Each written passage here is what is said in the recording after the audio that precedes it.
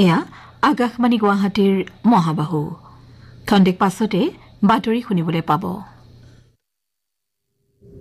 এয়া আকাশবাণী।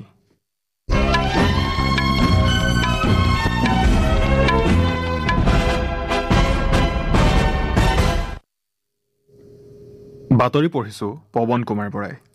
এতিয়াৰ প্ৰধান বাতৰিসমূহ হ'ল: প্ৰধানমন্ত্ৰী নৰেন্দ্ৰ মোদীয়ে পেৰিছ অলিম্পিকত অংশগ্ৰহণ কৰিবলগীয়া ভাৰতীয় দলটোৰ সৈতে কালি মত বিনিময় কৰি দেশলৈ তেওঁলোকে গৌৰৱ কঢ়িয়াই আনিব বুলি গভীৰ আস্থা প্ৰকাশ কৰে। ভাৰতে 2023-24 বৰ্ষত প্ৰতিৰক্ষা উৎপাদন মূল্য 16.8% বৃদ্ধিৰে প্ৰায় 1,26,887 কোটিৰ সৰ্বকালৰ সৰ্বাধিক বৃদ্ধিত উপনীত হৈছে। নেৰানেপেৰা বৰষুণৰ ফলত অসমৰ বান পৰিস্থিতিয়ে ক্ৰমাৎ জটিল ৰূপ ধাৰণ কৰিছে। ব্ৰিটেইনৰ সংসদীয় নিৰ্বাচনত লেবাৰ পাৰ্টীয়ে বিপুল বিজয় সাব্যস্ত কৰিছে। দলৰ নেতা কিৰ ষ্টাৰমাৰ ব্ৰিটেইনৰ পৰৱৰ্তী প্ৰধানমন্ত্ৰী হ'ব।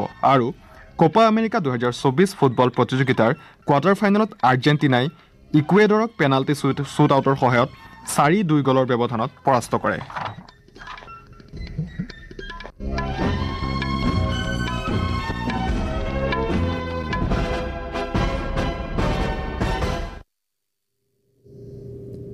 প্ৰধানমন্ত্ৰী নৰেন্দ্ৰ মোদীয়ে পেৰিছ অলিম্পিকত অংশগ্ৰহণ কৰিবলগীয়া ভাৰতীয় দলটোৰ সৈতে কালি মত বিনিময় কৰি এই দলটোৱে দেশলৈ গৌৰৱ কঢ়িয়াই আনিব বুলি গভীৰ আস্থা প্ৰকাশ কৰে। তেওঁ কয় যে অলিম্পিক কেৱল জিকিবৰ বাবেই নহয়, শিকিবলৈও এক ডাঙৰ মঞ্চ। সকলো অজুহাত তথা অভিযোগ আঁতৰাই ৰাখি আগবাঢ়ি যাবলৈ আৰু জয়ী হ'বলৈ দৃঢ় সংকল্প থাকিব লাগে। ক্ৰীড়াৰ ক্ষেত্ৰখনত অনুশীলন আৰু সময়ানুৱৰ্তিতাৰ গুৰুত্বৰ লগতে ভাল টোপনিৰ ওপৰতো গুৰুত্ব দিবলৈ শ্ৰীমোদীয়ে দৃঢ়তাৰে আহ্বান জনায়। তেওঁ কয়, অলিম্পিক দক্ষতাৰ খেল, সেয়ে প্ৰতিভা, অনুশীলন আৰু সময়ানুৱৰ্তিতাৰ ওপৰত বিশ্বাস ৰখাৰ লগতে বিজয়ৰ বাবে মনোযোগ আৰু ইতিবাচক দৃষ্টিভংগী অতি গুৰুত্বপূৰ্ণ। সতীৰ্থসকলে এইবাৰ সকলো পুৰণি অভিলেখ ভংগ কৰিব বুলি প্ৰধানমন্ত্ৰীগৰাকীয়ে নিশ্চিত অনুভৱ কৰে। শ্ৰীমোদীয়ে খেলুৱৈসকলৰ কঠোৰ পৰিশ্ৰমৰ প্ৰশংসা কৰে আৰু দেশৰ বাবে কিবা এটা কৰাৰ এই সুযোগৰ কথা তেওঁলোকক মনত পেলাই দিয়ে। এইবাৰ চৰকাৰে ভাৰতীয় খেলুৱৈসকলৰ সংযোগ সহজ কৰি তুলিবলৈ পেৰিছত ভাৰতীয় সম্প্ৰদায়ক সক্ৰিয় কৰাৰ প্ৰয়াস কৰিছে। শ্ৰীমোদীয়ে কয় যে ভাৰতে 2034 চনৰ অলিম্পিক আয়োজন কৰিব বুলি আশা কৰিছে আৰু এই দিশত বিশেষকৈ আন্তঃগাঁথনি উন্নয়নৰ ক্ষেত্ৰত নিৰন্তৰ প্ৰচেষ্টা চলাই থকা হৈছে। ইয়াৰ পূৰ্বে সামাজিক মাধ্যমৰ এটা পোষ্টত শ্ৰীমোদীয়ে ভাৰতীয় খেলুৱৈসকলে তেওঁলোকৰ শ্ৰেষ্ঠত্ব প্ৰদৰ্শন কৰি দেশক গৌৰৱান্বিত কৰিব বুলি আশা প্ৰকাশ কৰে। তেওঁ কয়, খেলুৱৈসকলৰ জীৱন যাত্ৰা আৰু সফলতাই 140 কোটি ভাৰতীয়ক আশা প্ৰদান কৰে।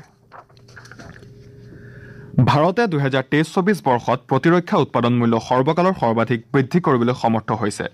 বিগত বিত্তীয় বৰ্ষৰ তুলনাত 16.8% বৃদ্ধি হৈ এই মূল্য প্ৰায় 1,26,887 কোটি হৈছে।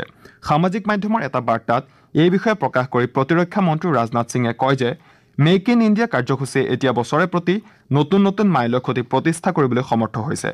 প্ৰতিৰক্ষা মন্ত্ৰালয়ে প্ৰকাশ কৰা অনুসৰি 2023-24 বৰ্ষত প্ৰতিৰক্ষা ৰাজহুৱা উদ্যোগ খণ্ডৰ লগতে অন্যান্য ৰাজহুৱা উদ্যোগ খণ্ডৰ উৎপাদন সৰ্বমুঠ মূল্য আছিল 79.2%। ইপিনে ব্যক্তিগত খণ্ডৰ জৰিয়তে হোৱা উৎপাদনৰ মূল্য আছিল 20.8%। শ্ৰীসিঙে প্ৰতিৰক্ষা ৰাজহুৱা খণ্ডৰ উদ্যোগ আৰু প্ৰতিৰক্ষা সামগ্ৰী নিৰ্মাণ কৰা অন্যান্য ৰাজহুৱা খণ্ডৰ উদ্যোগ তথা ব্যক্তিগত উদ্যোগসমূহকো ইয়াৰ বাবে অভিনন্দন জনায়। তেওঁ কয় যে চৰকাৰ ভাৰতক গোলকীয় প্ৰতিৰক্ষা সামগ্ৰী নিৰ্মাণৰ মূল কেন্দ্ৰ হিচাপে বিকশাই তোলাৰ ক্ষেত্ৰত অনুকূল পৰিৱেশ গঢ়ি তোলাৰ বাবে প্ৰতিশ্ৰুতিবদ্ধ। মন্ত্ৰালয়ে লগতে কয় যে নীতি নিয়মসমূহৰ সংস্কাৰ আৰু ব্যৱহাৰৰ সুচলতাৰ লগতে থলুৱা প্ৰচেষ্টা তথা প্ৰতিৰক্ষা ৰপ্তানি আদিয়ে বিকাশৰ ক্ষেত্ৰত অতি গুৰুত্বপূৰ্ণ ভূমিকা গ্ৰহণ কৰে। প্ৰধানমন্ত্ৰী নৰেন্দ্ৰ মোদীয়ে প্ৰতিৰক্ষা উৎপাদন বৃদ্ধি হৈ সৰ্বকালৰ সৰ্বাধিক স্তৰত উপনীত হোৱাৰ বাবে সমগ্ৰ দেশক প্ৰশংসা কৰিছে। উৰিষ্যাৰ পুৰীত প্ৰভু জগন্নাথ, বলভদ্ৰ আৰু সুভদ্ৰা বিশ্বপ্ৰসিদ্ধ ৰথযাত্ৰাৰ বাবে সকলো প্ৰস্তুতি প্ৰায় সম্পূৰ্ণ হৈ উঠিছে। অহা দেওবাৰে আৰম্ভ হ'বলগীয়া এই ব্যাপক বাৰ্ষিক উৎসৱ নিয়াৰিকৈ আৰু সফলতাৰে সম্পন্ন কৰাৰ বাবে নিৰীক্ষণ অন্তিম পৰ্যায়ত উপনীত হৈছে। দেওবাৰে উদযাপন হ'বলগীয়া উৎসৱৰ মূল কাৰ্যসূচী নৱযৌৱন দৰ্শন, নেত্ৰ উৎসৱ, গুণ্ডিচা যাত্ৰাৰ সকলো নীতি নিয়ম সময়মতে সফলতাৰে সম্পূৰ্ণ কৰাৰ ক্ষেত্ৰত সকলো পক্ষকে সহযোগিতা আগবঢ়াবলৈ শ্ৰী জগন্নাথ মন্দিৰ প্ৰশাসনে আহ্বান জনাইছে। উৰিষ্যা চৰকাৰে এই উপলক্ষে অহা 7 আৰু 8 জুলাইত ৰাজ্যখনত দুদিনীয়া বন্ধ ঘোষণা কৰিছে। উল্লেখযোগ্য যে 53 বছৰৰ পাছত এই ৰথযাত্ৰা দুদিনীয়া কাৰ্যসূচীৰে পালন কৰাৰ বাবে ৰাষ্ট্ৰপতি দ্ৰৌপদী মুৰ্মুৱেও ৰাজ্যপাল ৰঘুবৰ দাস, মুখ্যমন্ত্ৰী মোহন চৰণ মাঝি আৰু অন্যান্য প্ৰতিনিধিসকলৰ সৈতে এইবাৰ ৰথযাত্ৰাৰ কাৰ্যসূচীত অংশগ্ৰহণ কৰিব। ৰথযাত্ৰাৰ সময়ছোৱাত কোনো লোককে মন্দিৰত প্ৰৱেশৰ অনুমতি নিদিয়াৰ সিদ্ধান্ত গ্ৰহণ কৰা হৈছে। প্ৰশাসনে ৰথযাত্ৰাৰ সময়ত শৃংখলা বজাই ৰখাৰ ক্ষেত্ৰত গুৰুত্ব আৰোপ কৰাৰ লগতে মহিলাসকলৰ বাবে প্ৰয়োজনীয় সা সুবিধা আগবঢ়োৱাৰ ক্ষেত্ৰত উপযুক্ত ব্যৱস্থা গ্ৰহণ কৰিছে।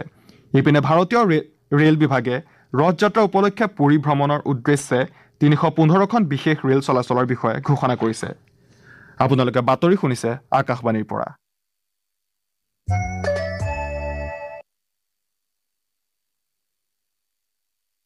में न्याय का नया दौर, दंड नहीं अब न्याय पर होगा सबका जोर।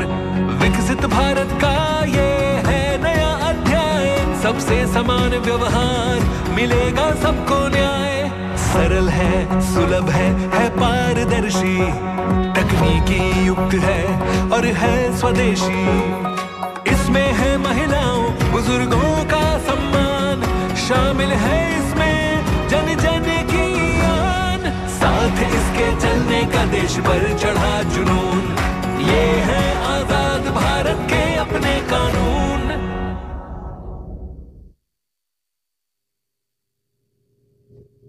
নেৰানেপেৰা বৰষুণৰ ফলত অসমৰ বান পৰিস্থিতিয়ে ক্ৰমাৎ জটিল ৰূপ ধাৰণ কৰিছে। এই বানত ২৯খন জিলাৰ ২১ লাখৰো অধিক লোক ক্ষতিগ্ৰস্ত হৈছে। অসমৰ ৰাজ্যপাল শ্ৰী গোলাবচান্দ কাটেৰে ইতিমধ্যে বানত অত্যাধিক ক্ষতিগ্ৰস্ত মৰিগাঁও জিলা ভ্ৰমণ কৰে আৰু বানত আক্ৰান্ত লোকসকলৰ সৈতে বাৰ্তালাপ কৰে। বানৰ ফলত জিলাখনত হোৱা ক্ষয় ক্ষতিৰ বুজ লোৱাৰ লগতে তেওঁ জিলা প্ৰশাসনক ক্ষতিগ্ৰস্ত লোকসকলৰ সুবিধাৰ্থে প্ৰয়োজনীয় ব্যৱস্থা ল'বলৈ নিৰ্দেশ দিয়ে। ইফালে অসমৰ মুখ্যমন্ত্ৰী ডক্টৰ হিমন্ত বিশ্ব শৰ্মাই আজি ডিব্ৰুগড় জিলা পৰিদৰ্শন কৰি পৰিস্থিতিৰ বুজ লয়। তেওঁ কালি মাজুলী, ধেমাজি আৰু লখিমপুৰৰ বানাক্ৰান্ত অঞ্চল পৰিদৰ্শন কৰি জিলা প্ৰশাসনক উপযুক্ত ব্যৱস্থা গ্ৰহণ কৰিবলৈ নিৰ্দেশ দিয়ে। বিগত ২৪ ঘণ্টাত ৬ গৰাকীতকৈ অধিক লোকৰ মৃত্যু হোৱাত ৰাজ্যখনৰ বানত এতিয়ালৈ মৃত্যুৰ সংখ্যা ৫২লৈ বৃদ্ধি পাইছে। ৰাজ্যৰ ১০৭টা ৰাজহ চক্ৰৰ অধীনৰ ৩,২০০খন গাঁৱৰ ৫৭,০০০ হেক্টৰ কৃষিভূমি ক্ষতিগ্ৰস্ত হৈছে। ব্ৰহ্মপুত্ৰ বৰাকৰ লগতে সকলো উপনৈৰ জলস্তৰ বিপদসীমাৰ ওপৰেৰে বৈ আছে। এই বানত বিগত ২৪ ঘণ্টাত ১৪৫টা পথ, ১৩টা মথাউৰি আৰু ২খন দলং ক্ষতিগ্ৰস্ত হৈছে। ইফালে ভাৰতীয় বতৰ বিজ্ঞান বিভাগে অসম আৰু চুবুৰীয়া অৰুণাচল প্ৰদেশত প্ৰবল বৃষ্টিপাতৰ সতৰ্কবাণী জাৰি কৰিছে। অসমত ৰাজ্য চৰকাৰে বিভিন্ন স্থানত ইতিমধ্যে ৪৫১টা সাহায্য বিতৰণ কেন্দ্ৰৰ লগতে ২৪৭টা সাহায্য কেন্দ্ৰ মুকলি কৰিছে। বান পৰিস্থিতিৰ প্ৰতি লক্ষ্য ৰাখি ৰাষ্ট্ৰীয় দুৰ্যোগ সঁহাৰি বাহিনী আৰু ৰাজ্যিক দুৰ্যোগ সঁহাৰি বাহিনীয়ে ৰাজ্যখনত উদ্ধাৰ আৰু সাহায্য অভিযান অব্যাহত ৰাখিছে। কেন্দ্ৰীয় মন্ত্ৰী তথা ভাৰতীয় জনতা পাৰ্টীৰ ঝাৰখণ্ডৰ প্ৰভাৰী শিৱৰাজ সিং চৌহানে ৰাজ্যখনত দ্বিতীয়বাৰৰ বাবে মুখ্যমন্ত্ৰী সলনি কৰাৰ বাবে ঝাৰখণ্ড মুক্তি মৰ্চাক তীব্ৰ সমালোচনা কৰিছে। হেমন্ত সোৰেনৰ মন্তব্যৰ প্ৰত্যুত্তৰ দি শ্ৰী চৌহানে বিজেপিয়ে কাকো হাৰাশাস্তি নকৰে বা ৰক্ষা নকৰে বুলি মন্তব্য কৰি অনুসন্ধানকাৰী সংস্থাসমূহে স্বাধীনভাৱে কাম কৰে বুলি গুৰুত্ব আৰোপ কৰে। ৰাঁচীত সাংবাদিকৰ সৈতে কথা বাৰ্তাত তেওঁ কয় যে হেমন্ত সোৰেন মুখ্যমন্ত্ৰী হোৱাটো অত্যাধিক স্বজন তোষণ আৰু ক্ষমতা লোভৰ এক উদাহৰণ। ব্ৰিটেইনৰ সংসদীয় নিৰ্বাচনত লেবাৰ পাৰ্টীয়ে বিপুল বিজয় সাব্যস্ত কৰিছে।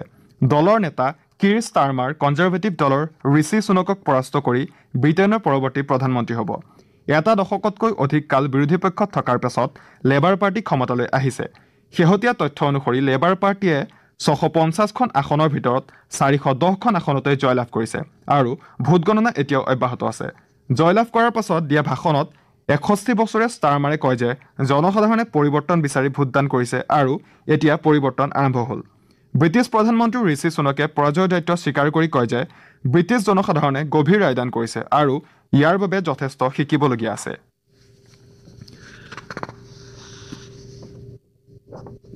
কোপা আমেৰিকা ২০২৪ ফুটবল প্ৰতিযোগিতাৰ কোৱাৰ্টাৰ ফাইনেলত আৰ্জেণ্টিনাই ইকুৱেডৰক পেনাল্টি শ্বুটআউটৰ সহায়ত ৪-২ গ'লৰ ব্যৱধানত পৰাস্ত কৰে। এইবাৰ একেৰাহে পঞ্চমবাৰৰ বাবে আৰ্জেণ্টিনাই ছেমিফাইনেলত প্ৰৱেশ কৰিছে। কানাডা আৰু ভেনেজুৱেলাৰ মাজত আজি অনুষ্ঠিত খেলখনত বিজয়ী দলটোৰ সৈতে এতিয়া আৰ্জেণ্টিনা ছেমিফাইনেলত অৱতীৰ্ণ হ'ব। অহা ৯ জুলাইত নিউ জাৰ্চিৰ ইষ্ট ৰাদাৰফৰ্ডৰ মেট লাইফ ষ্টেডিয়ামত ছেমিফাইনেলখন অনুষ্ঠিত হ'ব। বাতৰি শেষ কৰাৰ পূৰ্বে প্ৰধান বাতৰিসমূহ আকৌ এবাৰ পঢ়িছোঁ। প্ৰধানমন্ত্ৰী নৰেন্দ্ৰ মোদীয়ে পেৰিছ অলিম্পিকত অংশগ্ৰহণ কৰিবলগীয়া ভাৰতীয় দলটোৰ সৈতে মত বিনিময় কৰি দেশলৈ তেওঁলোকে গৌৰৱ কঢ়িয়াই আনিবলৈ গভীৰ আস্থা প্ৰকাশ কৰে।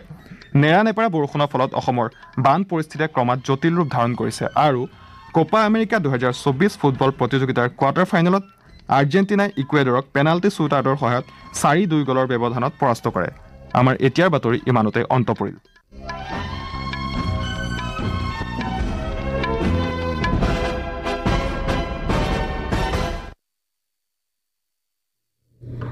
এয়া আকাশবাণী গুৱাহাটীৰ মহাবাহু।